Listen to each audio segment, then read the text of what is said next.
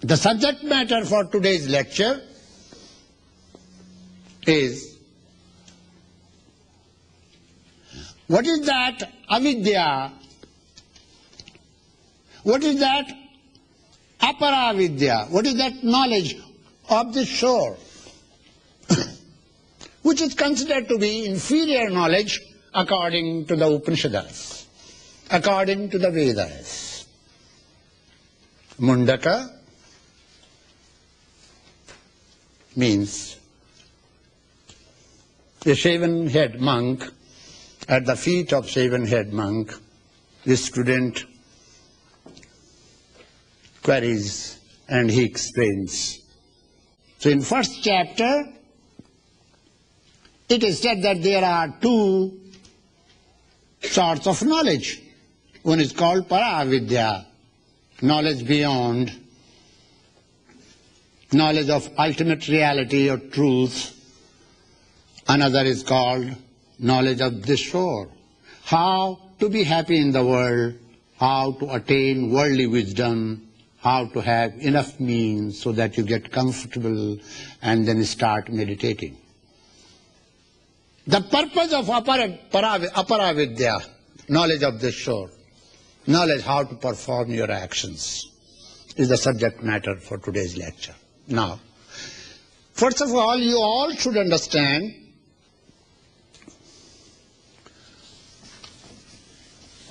I use this.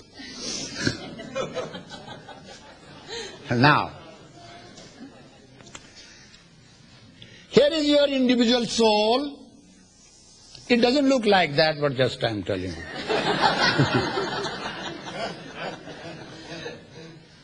Individual soul. There is a cord that is called silver cord according to Western ancient scriptures. There are no ancient scriptures in the West, but yet I say Western ancient scriptures. All the religions have come from the East, so sorry. This is truth. You have to accept it. This is called, according to this, which will be explained in this, prana. Prana. Now, actual prana, when we talk of prana, breath is not prana. Breath is a vehicle. It's like a horse. It's like a vehicle, car. But who drives that horse, what is being driven, what is in the car, that is entirely different. Prana is living substance. It's a life force here. First unit of life force is called prana. Mind comes afterwards. So first this force was projected from this center, such as a steel bar. If you put one end in the fire, this end also has got heat. The first thing that came was prana, life force. Then comes mind.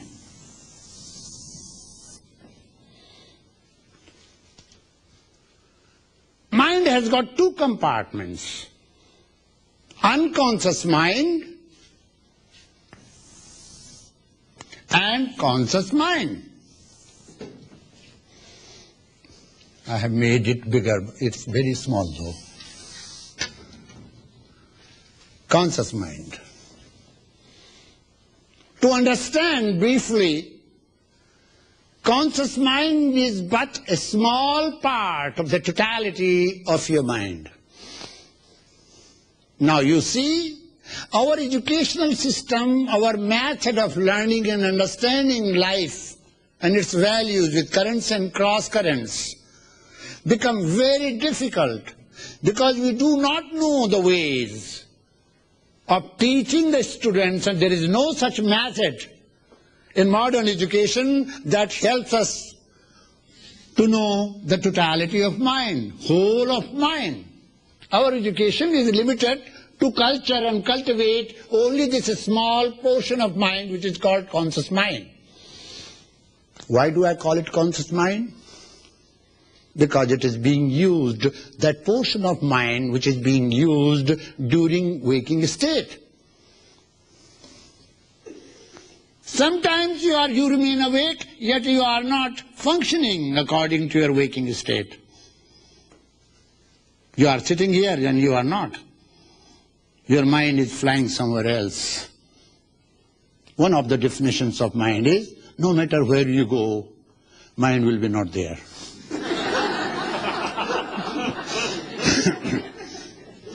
When you were at home, you were actually with me.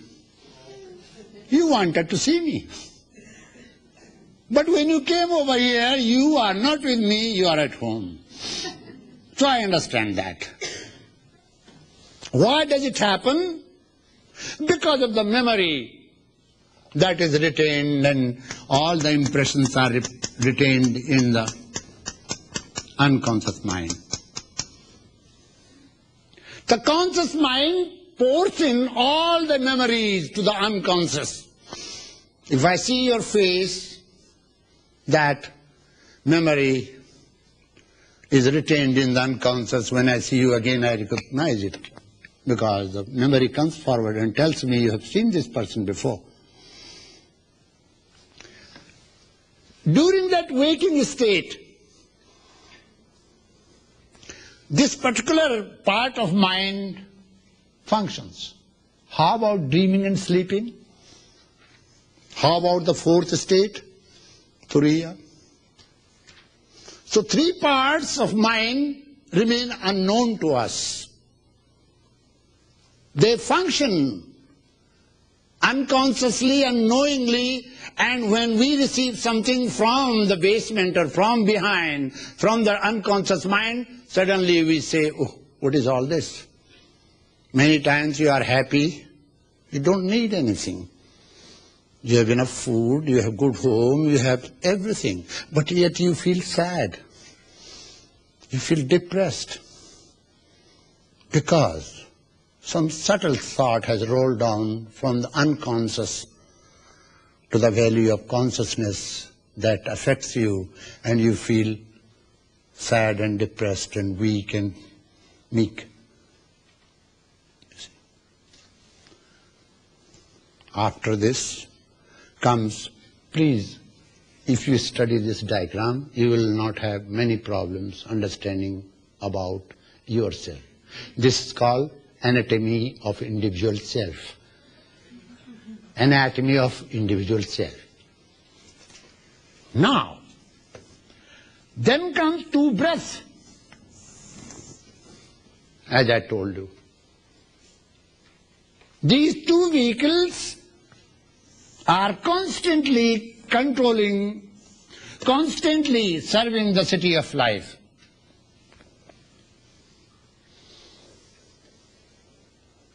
Thinking is different than the breathing. So remember, you are individual soul, and then you have individual unconscious mind, individual conscious mind, and you have a breath. And breath acts a guard, guarding the city of life. Now you have a body. 5 senses, 5 elements. Body is composed of 5 elements. Which are those? Earth, water, fire, air, space or ether. So 5 elements, 5 senses, 5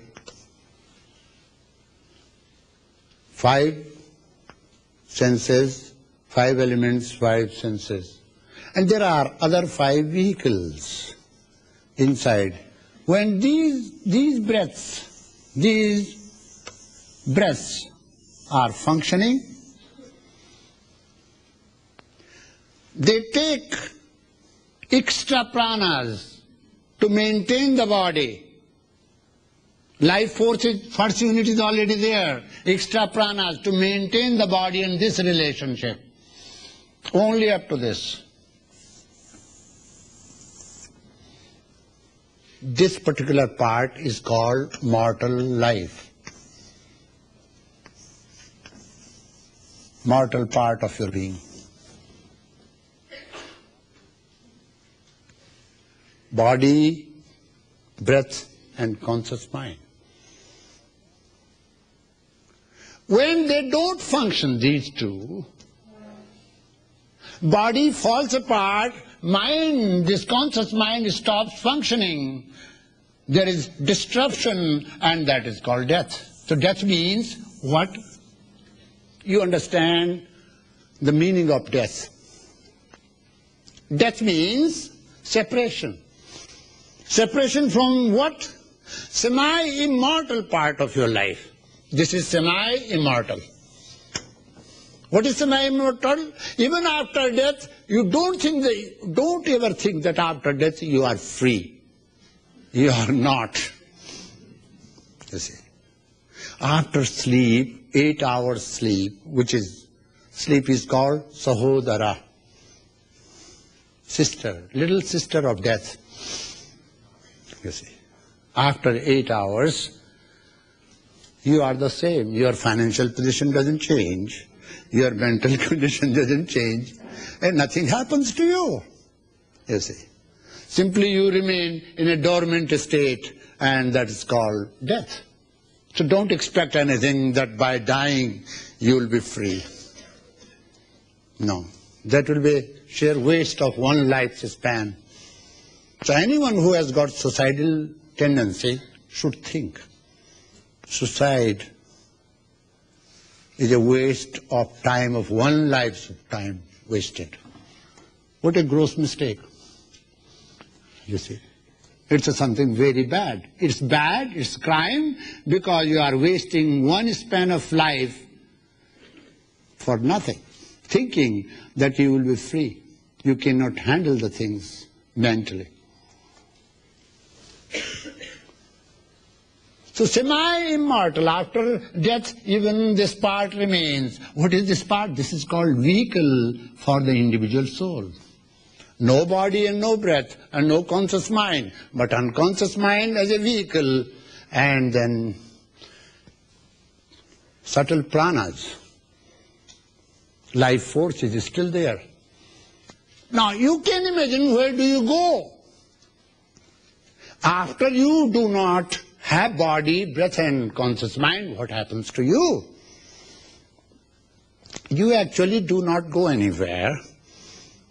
You remain in your own habit patterns, because your unconscious mind is full of sanskaras and habit patterns that you have created for yourself. You see. Today, if you examine your personality, you come to know that your personality is composed out of your habits. And that is what your character is. You see. You look the way you feel the way you think the way your habit leads you to. How those habits are formed? You do something repeatedly, that becomes part of your life and it becomes a habit. If you learn to repeat something nice and better, then what will happen? A new personality you will be creating, and you will be free from your old habit patterns, and that is possible. That's what the Upanishads say. In first chapter, the Upanishads say, they don't pay much attention towards life and hereafter means death. That is not enough. Suppose you have done good deeds in this lifetime. There are 3 types of deeds you perform. Actions. Good, bad and mixed. Yes. Good deeds means which are helpful to you, which do not create obstacles on your path. Bad deeds means which create obstacles in your path, which create anxiety, unhappiness, grief and sorrow. Mixed means sometimes you are doing good and sometimes you are doing bad. You see. You are doing something, you think, oh, 10% of it I will do charity, rest I will eat and give, enjoy myself. Good, bad, mixed. Now, all actions lead to 4 consequences only.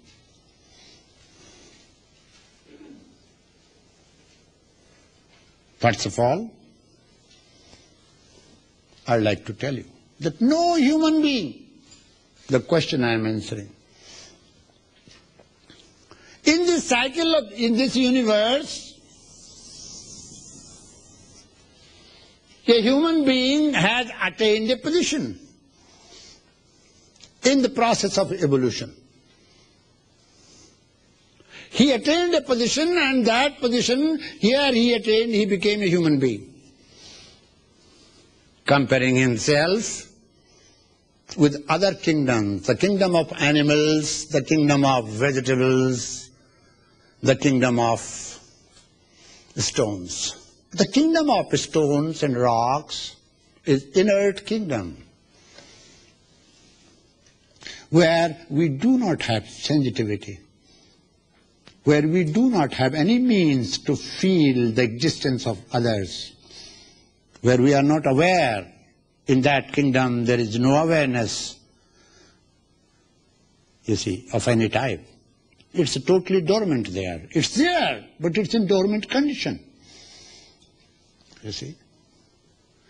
Now, in the process of evolution, another stage comes, kingdom of vegetables. Kingdom of vegetables also have sensitivity. You think you cry and the plants do not cry when you cut the plants? They cry. Ancients knew this.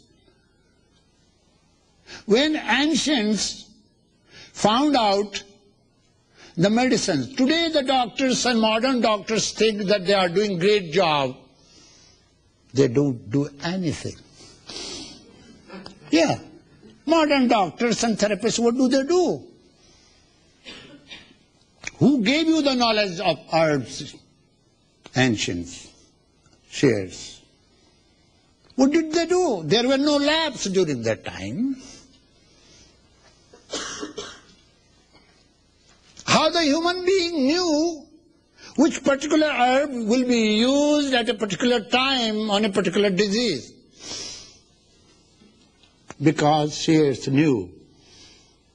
That's why they were called seers. They knew how to see. They knew things. Seers means you see, seen, and one who is seeing is called seers. What is the difference between you and the seers? You are seeing things, but you are identifying yourself with the seen, so you get mixed with it. You are not seeing things as they are, you are seeing things with your projected ideas, partially. If you say you speak truth, but I speak truth 5%, 10% or 20% or 50%, it means you are speaking lies. Truth is truth. Seers saw things as they were and they are. We see things partially because there is no clarity of mind. Our minds are not purified. There is no clarity, and everything in the external world is moving fast, so we do not know what to do. Well, we have many, many interests. Our minds are totally dissipated. That's why we do not see. This is the difference between you. We also see, but no one calls us seers. They were called seers. So they knew that this particular herb will be used when a human being in future suffers on account of disease. There was a time when there was no disease in Satya Yuga. During that time, the seers and sages only meditated. They were with the Brahman. They never remained in darkness because they were with light all the time. That's why you see. Having fire all the time means fire has two things, light and warmth. Warmth of life and light in front.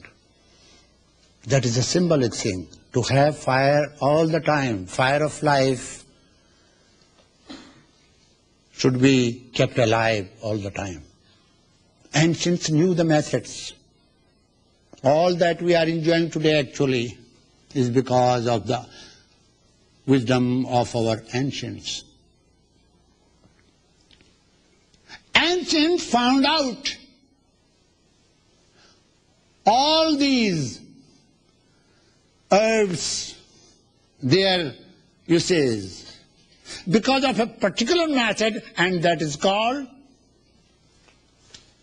method of going back meditation. What happened? They put their body, ambush their body in a way so that body does not disturb the breath. Body can disturb the breath. If you jump too much, you will find you will start inhaling and exhaling shallowly. If you reverse your breathing system, instead of pushing in your abdomen and exhaling, you allow your abdomen to come out and then inhale, you will be breathing shallowly. Those who do not know right breathing, their body can never remain healthy.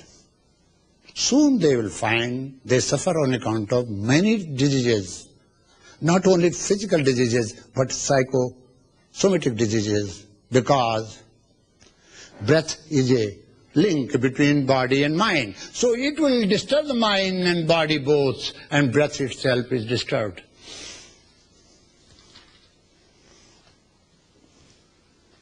So first, how the rishis did, they understood this whole being, that this is a projection. We have come out from this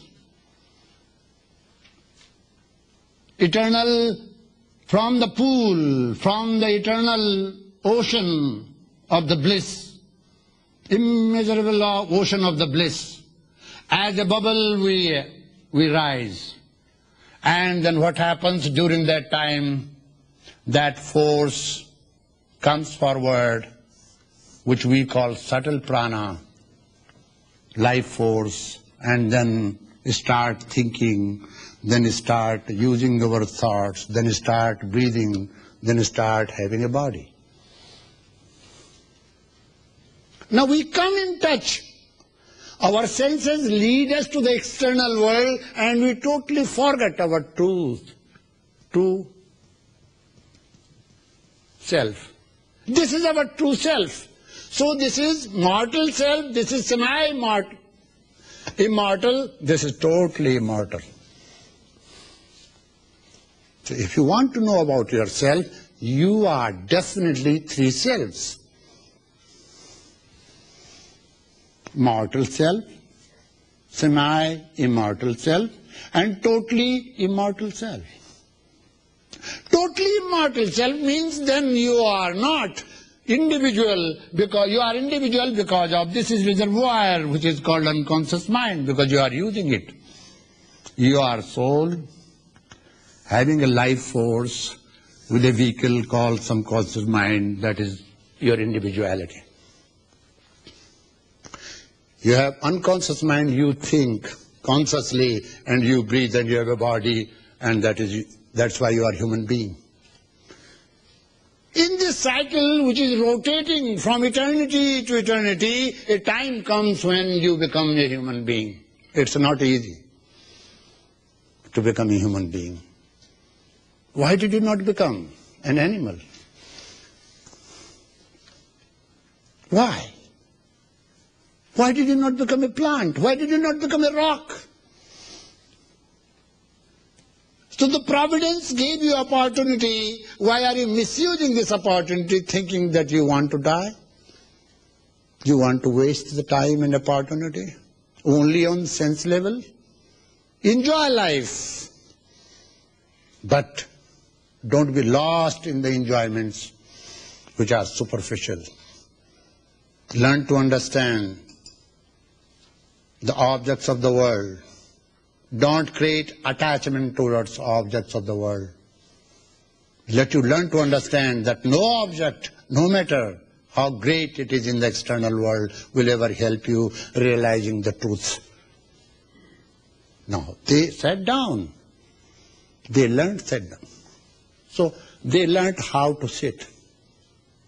You have only this much, this is your body. Now, these lower extremities and upper extremities, thus first they arranged. Many of you understand that twisting legs, going to the doctor next day is a posture. No. If you cannot sit on the floor, doesn't matter. You can sit like this. You see. In the West, mothers or parents spank the child. Don't sit on the floor, sit on the chair. It creates many problems. First problem is a child becomes a robot when he walks. I wonder, there is no movement in this child. What's the matter? What can that child do? Because he was not allowed to sit on the floor, to be with the nature, to naturally assimilate the limbs. You see. If you talk of robot, it is not found in the East. It is found living robot in the West. Because of this cultural hang-up. So first what did they knew how to assimilate their body. You see. Limbs are assimilated. There are few postures they knew, they found out after many experiments. So they kept, this is body, these limbs. Posture means first to understand outside body, which are auxiliary to the body, limbs should be well arranged so that they don't disturb the alignment of the body. Then they found out that head, neck and trunk, if it is not kept in a straight line, all three ganglionated cord which flow energy to medulla oblongata, to the brain, will not supply its energy, their energy properly. Where is the storehouse of energy? There are many points where the energy is stored, but human being has got a storehouse at the root of the spinal column, and from there the energy flows all the time. As food in the world, annam, maintains annamaya kosha, the external sheath, so is the case with the energy that is being supplied all the time. This first unit of energy is being charged constantly from the external world. So remember, your external world, you should learn to live in the external world in a way so that your internal states are not disturbed. That's the main thing. Your living should not be defective.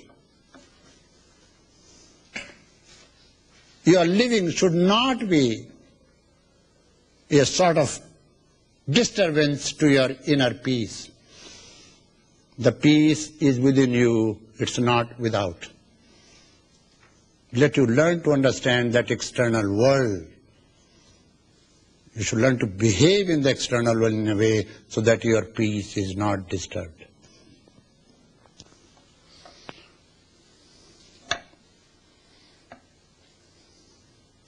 But you should learn, in second mantra says, you should learn to keep fire ablaze. And you can keep the fire ablaze because if you are aware of that, those who understand something about the word Kundalini, They understand Kunda means a cavity, a triangular cavity in which dwells a serpent-like fire, coiled serpent-like fire. It's not serpent, serpent-like, primal fire. It is coiled there. Actually, it should be at Swadhisthana, higher chakra. Her own abode is Swadhisthana. It's not her abode. She is sleeping there because there is a nectar flowing from here. The nectar is flowing, but she doesn't know, she is not aware of that. She takes that nectar, does not allow human body to assimilate that nectar, and she is sleeping intoxicated at the base of the spinal column.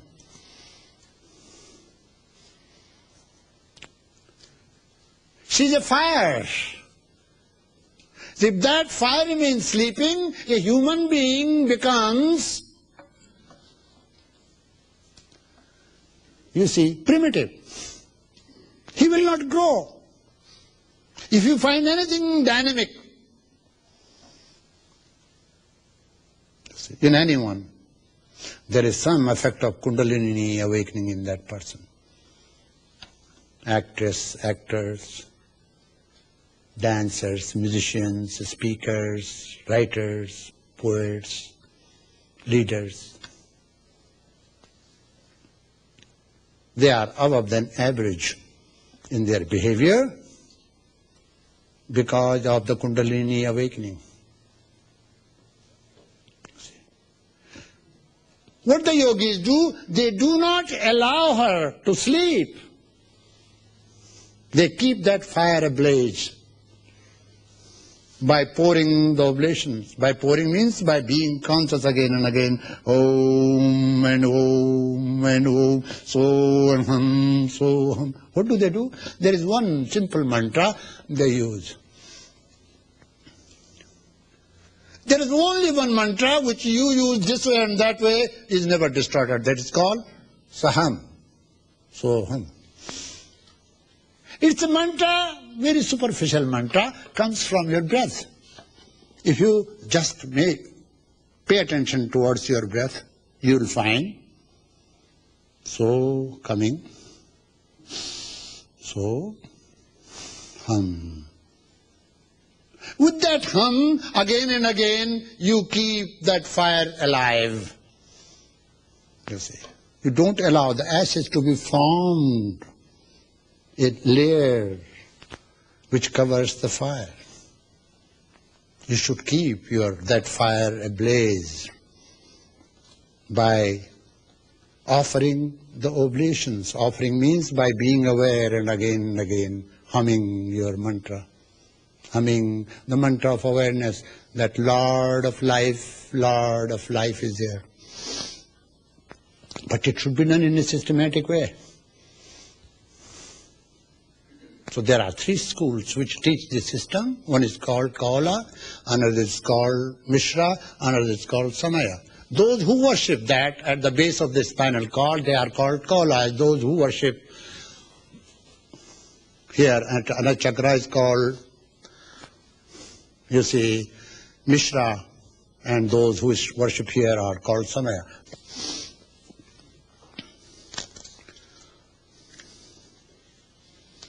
Now, here we go to third mantra now.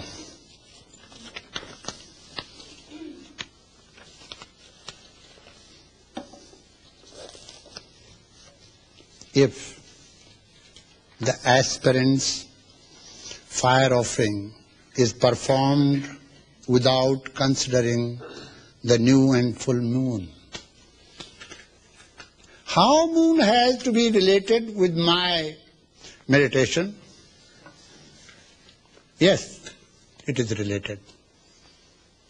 Because if you know that you are a ripple in the vast ocean of the universe, then you will see ocean is affected by the moon, which is the satellite of the earth.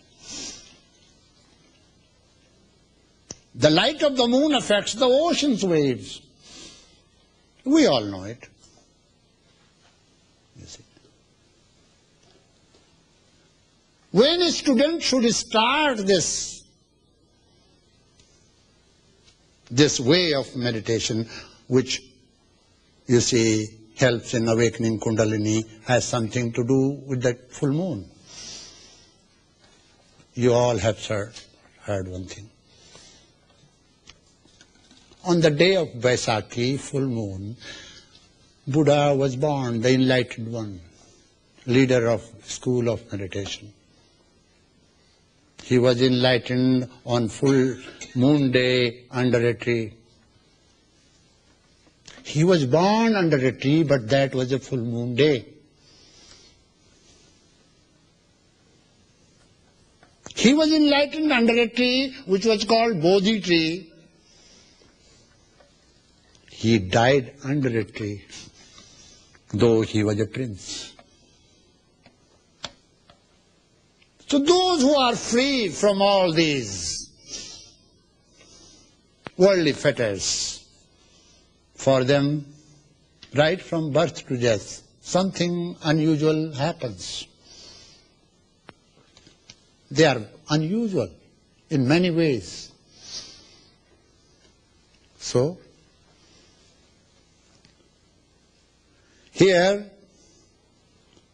those who understand what happens, how moon affects their mind, many students, many people in the world are affected by lunar system and they become lunatic. That's true. They remain normal when there is no full moon. When Krishna Paksha comes, they become normal. When Shukla Paksha comes, means when the moon rises, they become lunatic. If they are taught the science of pranayama, they will be free. Now, your left breath is called Ida and right is called Pingala. This is called moon and this is called sun. Your human body is made of two currents. One is female, another is male, more. You see, female and male in you. As you have negative and positive, two wires going together to the battery and then battery charges, so is the case with the negative does not mean bad here. It should be understood. How sun weds to the moon, that is called susumna. When that wedding is performed, that is called sukha mana. When you learn how to wed that moon with the sun, that wedding brings pleasantness, joy, and that is called susumna, sukha mana. Mind becomes joyous. Such a mind who is prepared, who feels, who is elevated to joy, is prepared to do meditation. Not without that. If breath is not understood properly, not arranged, if it is not seen, it will disturb you and you cannot control your mind. For breath and mind are two. These are twin laws of life. Like a coin having two sides. One side is shining, another side is dark, is not the point.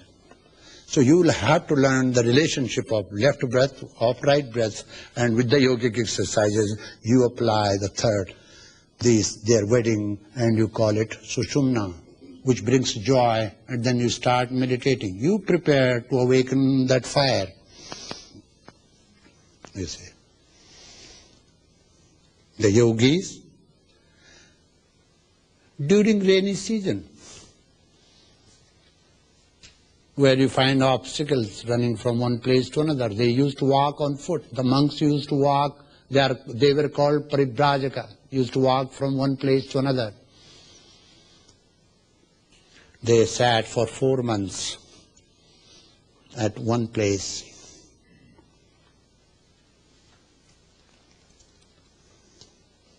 And they did not ignore.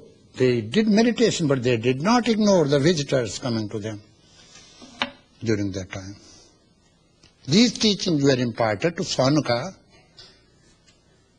householder, from the great hall. So these teachings are imparted to all the great householders in the world for them. It means you all should know that there is a great reservoir dormant in your human body. That fire should be kept ablaze. Don't be disappointed if you are not successful, you see.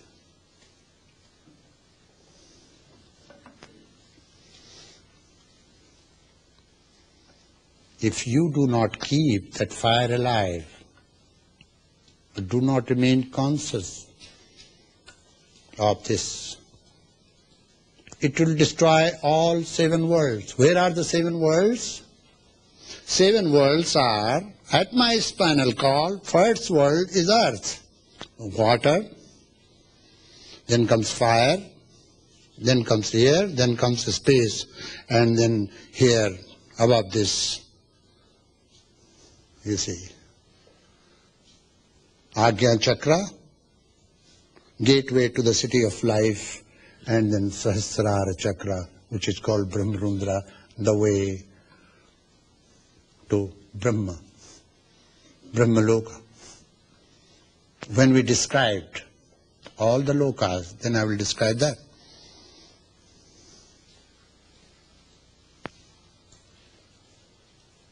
Now, when you blaze the fire, this fire has got 7 tongues.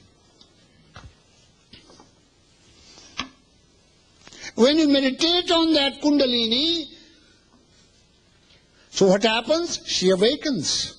That fire is blazed. So fire has its flames. From there, the flames go to Manipur Chakra, and there it becomes full, in full vigor. Manipur Chakra is a place of fire. Why is it called place of fire? You have to pay attention. The greatest network in human body is of solar system. Who is the deity here? Who is God? Sun is the God. Now there are presiding deity on every system, which I will describe this way.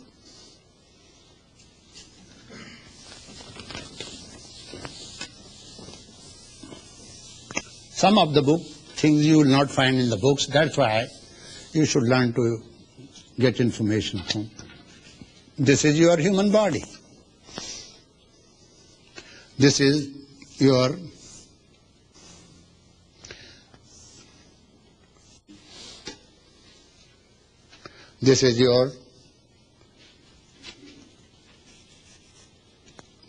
Kundalini sleeping here. Vishuddha Chakra.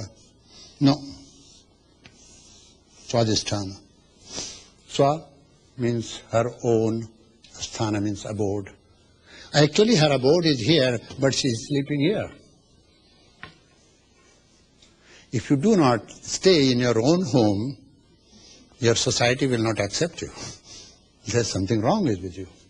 So something is wrong with all we human beings, because our power is not allowing us to be here, our power is allowing us to live here.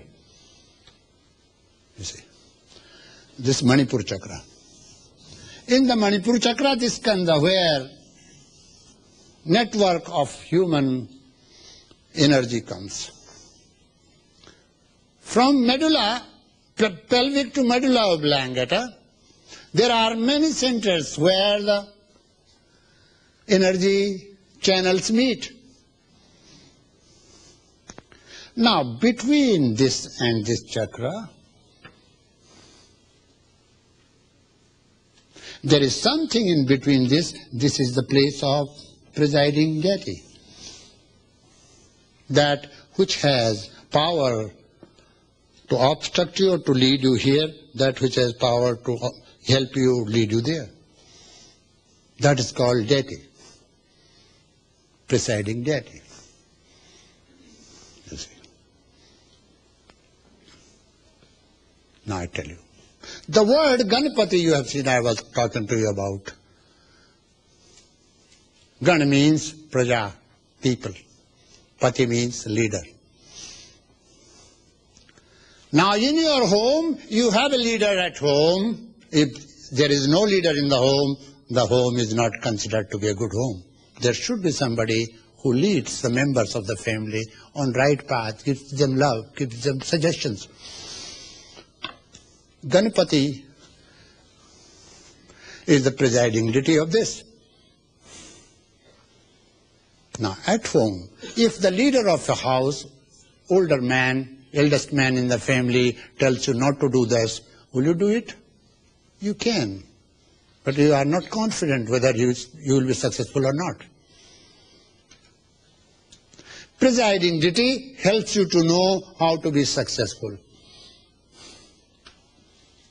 So you have both God and presiding deity.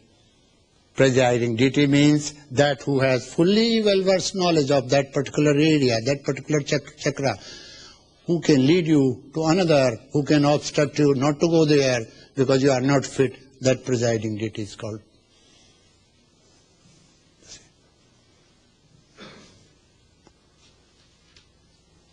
So the teachers of this Upanishads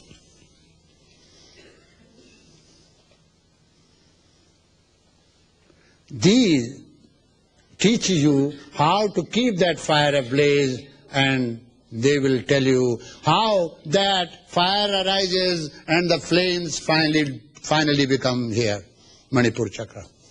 There are 7 tongues, you see. And every tongue has got different color. Now, whenever you close your eyes, you know, sometimes you see blue color, sometimes white color, sometimes yellow color. Do you know why? And today you see white color light and tomorrow you see dark. Means why? There is a reason. The reason is there is no tranquility in the body. Previous chapter says you should have tranquility in your body. Tattvas. You don't have knowledge of the elements, how to deal with the earth if portion of earth is too much in you. A portion of Vayu is too much in you, prana. A portion of Akasa is less. One becomes predominant, others remain dormant. This happens in human body. When water element becomes predominant, body swells. When fire becomes predominant, you lose weight, you become very slim. Those who do pranayama, excessive pranayama, they become very skinny, which is also not good. Excessiveness is not allowed. You see. There are names for those tongues, for colors, as you have names. 7 colors were given by that fire which were, you see, kept ablaze, and with the help of oblations, rishis used to offer. They had, you see, 7 colors separately. Every tattva. Now, these colors are different from the tattvas. The color of your elements, color of earth, color of fire, they are mingled with it. Kali, one color. Named Karali, very fierce color. That flame was very fierce. Yogis, those who know how to awaken that fire and lead it to Manipur chakra and meditate on it, can do tremendous good.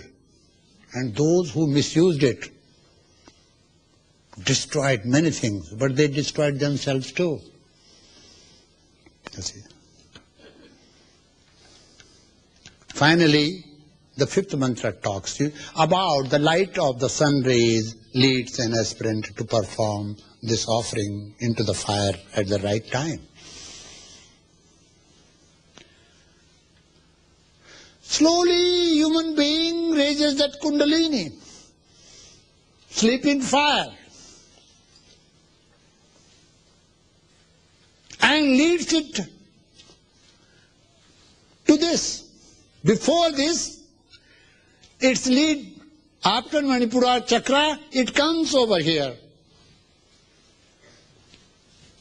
Anahat chakra, the heart center. That heart which is conducting your physical heart is not the point. That heart which is controlling the whole city of physical heart, such as, where is the heart of Honsdale?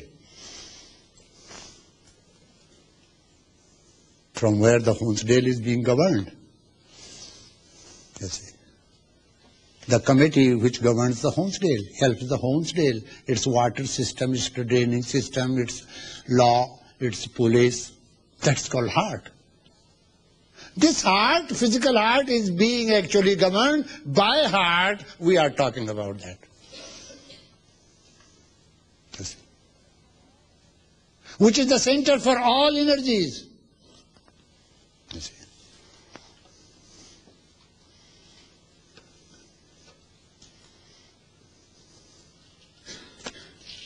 When we learn to use that higher light coming from this Anahat chakra, then what do we become? We become very passionate, giving.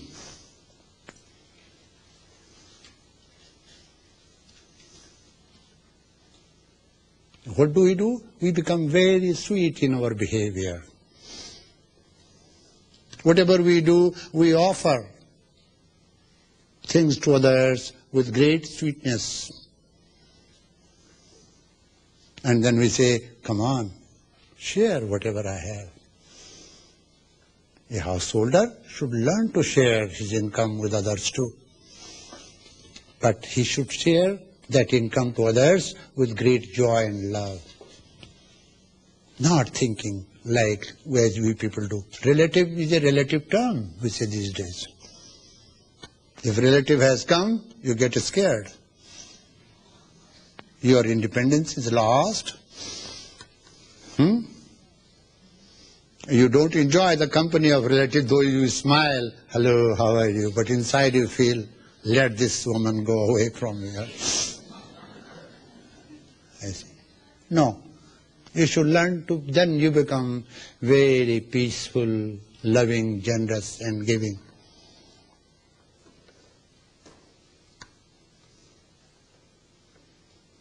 Composed with 18 constituents, as I told you, you perform this yajna with your whole being.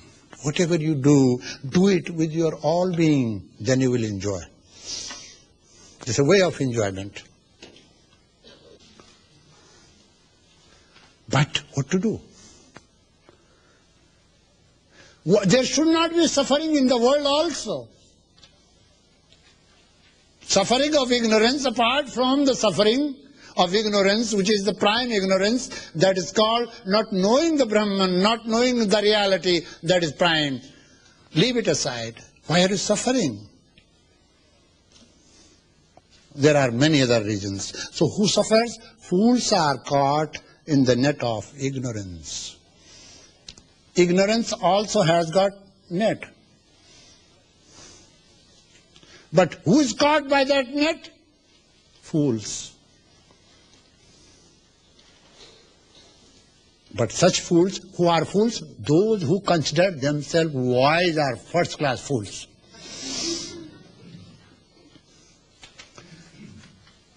First step in the path of enlightenment is to understand, to realize that I don't know much, or I don't know enough, or I don't know anything. If you remain puffed up with the pride that you know everything, you cannot learn anything. You have closed the gate for learning. The first step of the learning is, I do not know enough. But don't stay there, otherwise you will be of no use. Start learning, start seeking.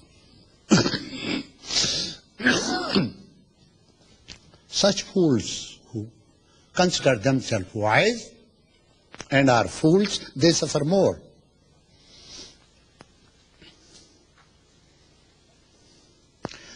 Such fools, there is no Bible for them. And there are 99% fools in the world. So their Bible is meant for only 1% people. And 1% people, this is sociological survey of America says that 75% of Americans have not read the Bible, and this is true. So only 25% read the Bible. Among 25% people, how many people know actually? So many people read Vedas, but they don't know the meaning, they don't know, they don't practice according, they don't live according to that. Such fools go through the rounds of death and birth. So as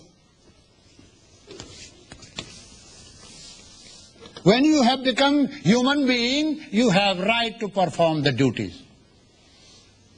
Before that, you don't have. Because you are controlled by the nature. As animal is controlled by the nature, you are also controlled by the nature. All the activities of the animals are controlled by the nature. That's why they are animals. You have free will because you have every right to perform your actions and you reap the fruits of your actions. And you do good, bad and mixed actions. And those actions create attachment towards you and you are not free from the attachments. You do not know how to perform your actions without attachments. You see. So human being has a right to do. Religions say, all the religions, Hindu religion, Christian religion, Islam religion say that all the great, a human being is made by God in his own image. Then where lies the problem? He forgot to salute God. That lies the problem. He forgot God.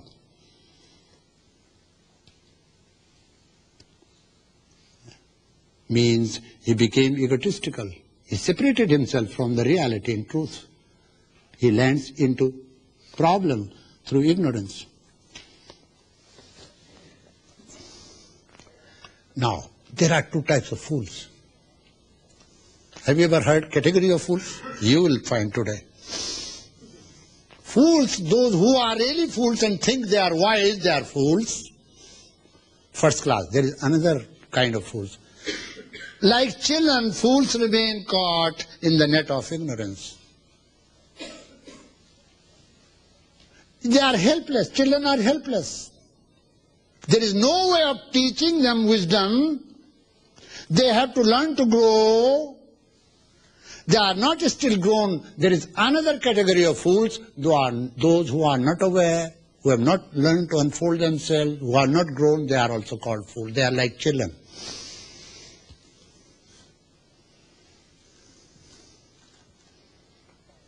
You cannot convince a child that the house she is building on the sand is not right and that's not her home. She will fight with you and kill you.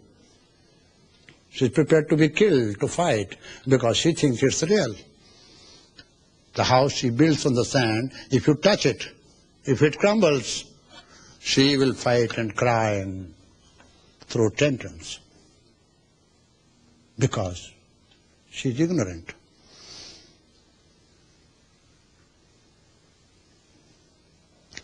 They do not know essence of the karma. I could not complete this subject today. It's already 12 o'clock. What is the essence of karma? So I will discuss again tomorrow. What is the essence of karma? How to perform the karma? How a householder, how a human being should learn to live in the world and yet remain unaffected. When we discuss the another one. Are you tired? Okay, so let us continue.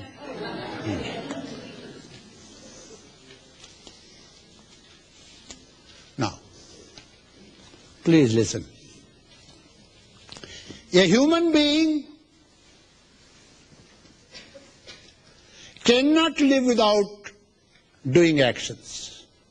In the cycle of the universe, a human being is working, acting, and animal is also acting. Animal is controlled by the nature, so animal is not sinner. A human being, why a human being is called sinner? Why do we not say this dog is sinner? This cat is sinner? This mice is sinner? Why this word sinner is used by the religionists for the human beings? Let us understand what, if human being cannot live without functioning, then we should know it's a law. He has to learn how to function. He should learn the art of doing his actions.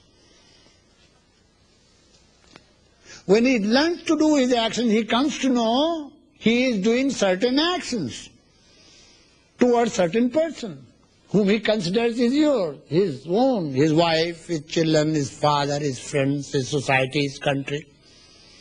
He assumes certain duties and starts doing actions towards those people. So remember, karma is that which you assume in your life as a duty and do the action towards. Now you are doing certain actions. What is happening? You are reaping the fruits of the actions.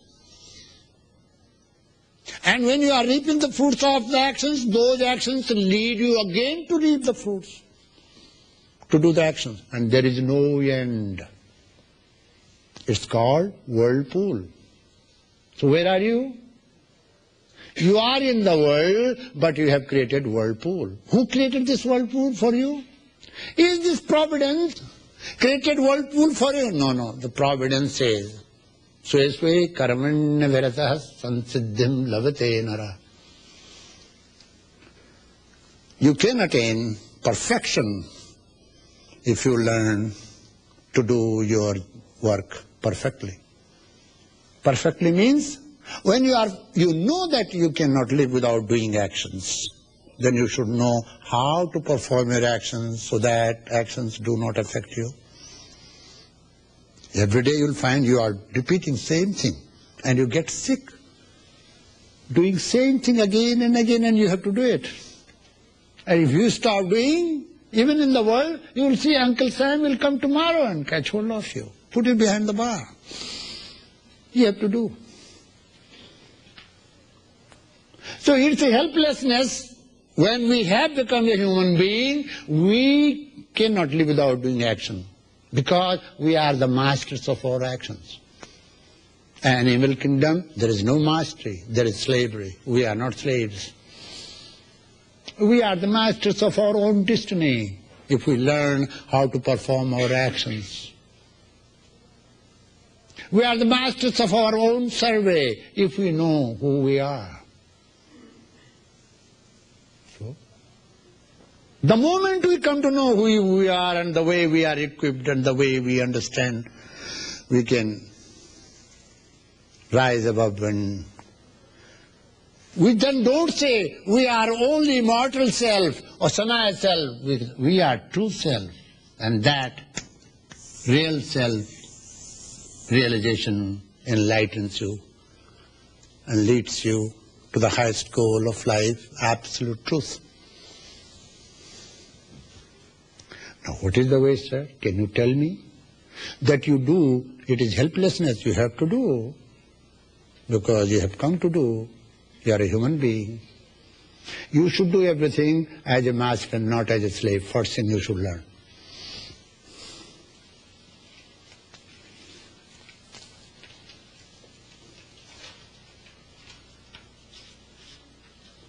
Means all your actions should be controlled by your consciousness. Nothing you should say that I have done it, but I don't know why did I do it. Or most often you say, today you do something and tomorrow you repent. And this goes on with you. I was a fool to have a boyfriend for 2 years. Perhaps I was not grown up during that. No, that's not good.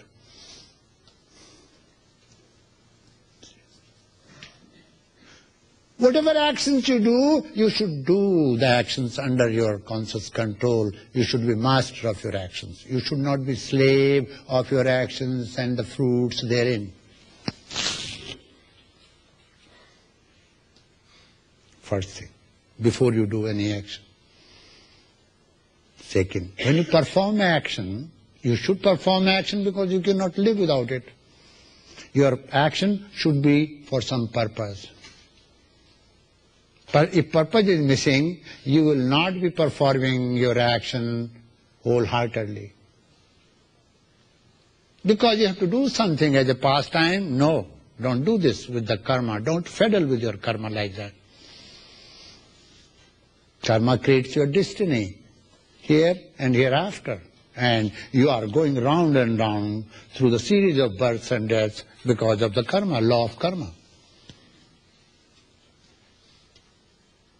Purposeful action as a master. What do you do when you have performed the action? You reap the fruits of the action. Those fruits of action motivate you to do another actions, and there is no way for you to come out. So there are two worlds. The world who was furnished, equipped by the providence, Brahma, Hiranyagarbha, the same thing. That has given you a world of opportunities. Americans have got country with full of opportunities. Now, if they miss the opportunities, who's going to help them? Nobody can help them. So, we have created a world of ours, over the world created, given to us by the providence. What is that world of ours? This is mine, this is not mine. My wife, she belongs to me, I belong to her, she does not belong to him, he does not belong to her. This mine and thine have established another world above the world which is given to us by the providence.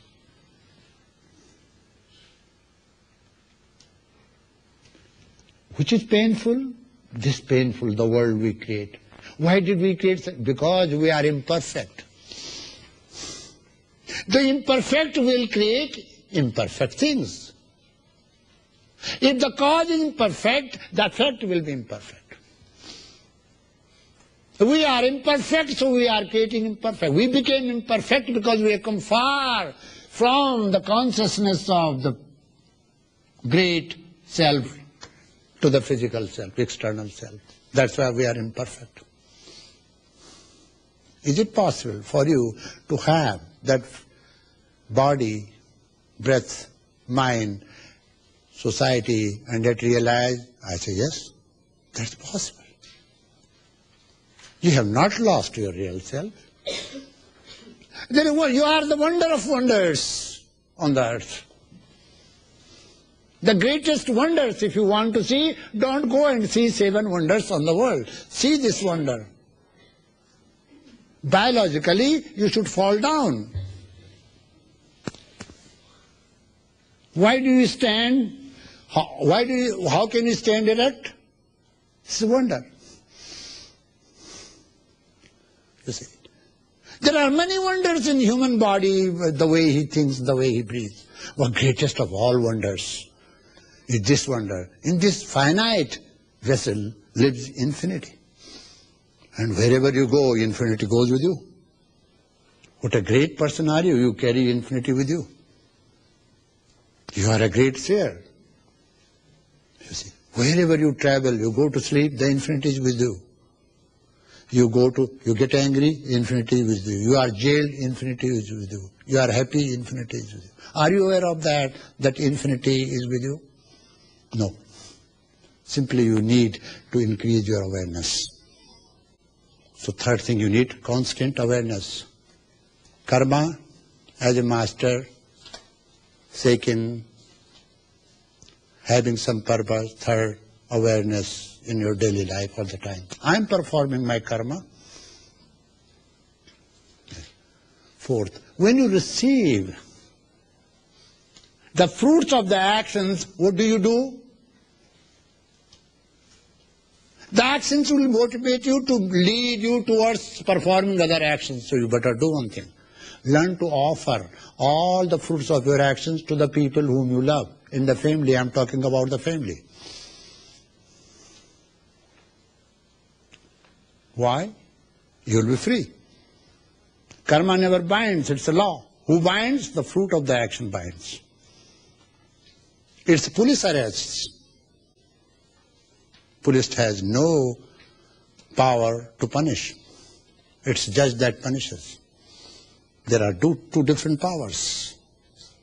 Karma has power to lead you to another karma. Karma has no power to give you fruits. That judgment is entirely different. You see. So offer all the fruits of your actions for others. What will happen? You will be doing your karma and you will be free. This is called first freedom. Attain first freedom.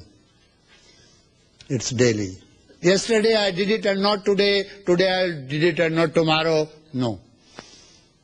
All the time you should remain free, performing your duties and actions.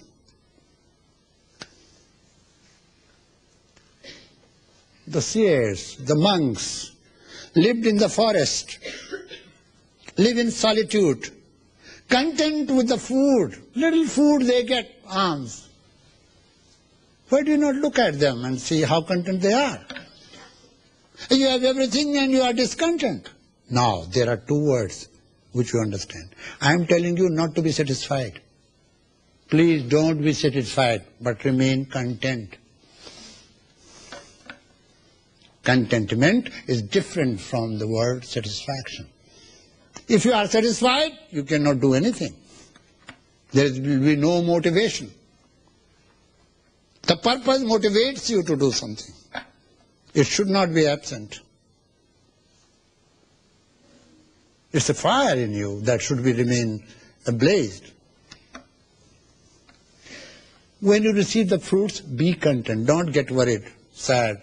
Oh, I expected $100,000 and I only got $20,000. So your dreams, though $100,000 are haunting you in your dreams, you should learn to contentment comes after you have performed the action. Satisfaction is different, contentment is different. You should not be satisfied what you do with yourself. Otherwise there will be no motivation. You should be content all the time. Contentment is great of all wealth. Contentment comes when you have performed your duties. Then if you don't expect, if you have not received the fruits you wanted, it will make you sad. Don't become sad. Be content. Contentment is great wealth. Santosha.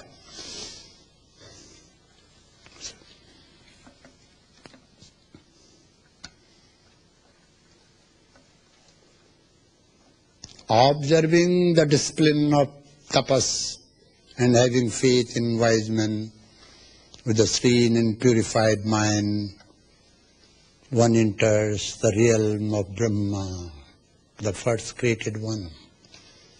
Where do you go? You go to higher, better, higher than heaven. If you do good deeds, you will reap good fruits. But you are not free. If you do bad deeds, you will be punished because of your bad deeds. If you do good deeds, you will reap good fruits, but you are not free. You are doing it and doing it how long? From eternity to eternity? Not possible. You have to be liberated from that. So there is one way of liberating yourself is by giving all the fruits of your actions. But even if you give all the fruits of your actions, are you liberated? No. You go to realm of Brahman, where you enjoy the fruits of your actions. And then after your storehouse is exhausted, you come back to the same earth. For some time you enjoyed in heaven, again you come back. So don't aspire to go to heaven. It's better. The concept of heaven and hell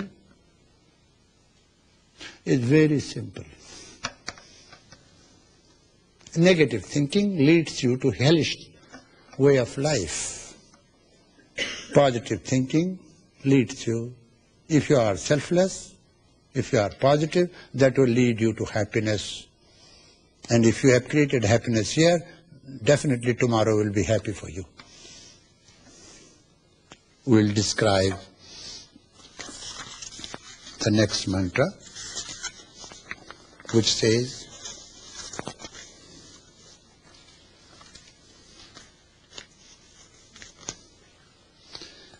after examining all the objects of the world that you have received after performing actions, you are examining. Suppose you have purchased a car.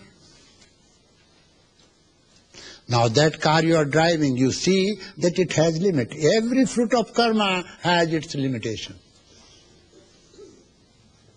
If you perform your karma as a master with some purpose, with compassion, then you have to add something more. You should learn that all the fruits of karma are perishable. They are not everlasting. They have time limit. Action is bounded with the time, with the space, with the causation. What is not bound?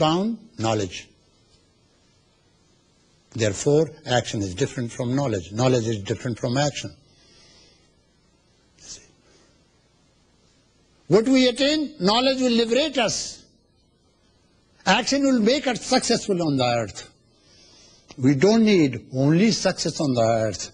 We need total success. That's called final liberation. Is there any way that you live on the earth and yet you be there? Yes. That's possible. If you learn to live your life in a disciplined way, discipline does not mean that I am telling you not to inhale, I am telling you not to see.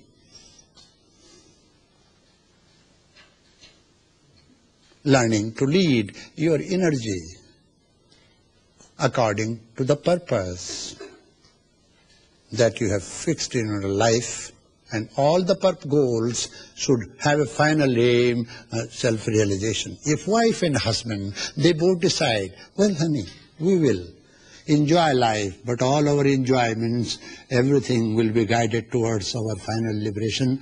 It is possible for the householder to attain that joy in this lifetime, here and now. You see?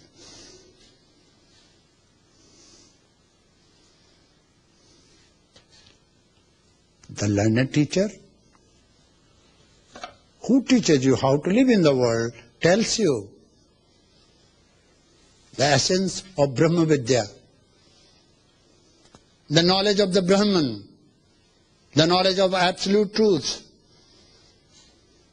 When the student approaches him, when the student is ready. When you have to study, don't go to teacher of Brahma Vidya. Go to the teacher of grammar who teaches you grammar. If you have to learn grammar, if you have to learn history, if you have to learn geography, economics, any, and you go to teacher of Brahma Vidya, that's not right time.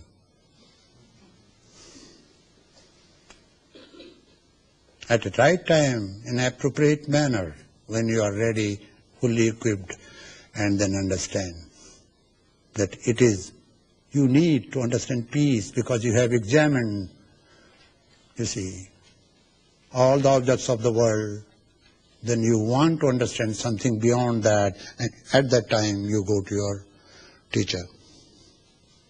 You go to him not with arrogance. No.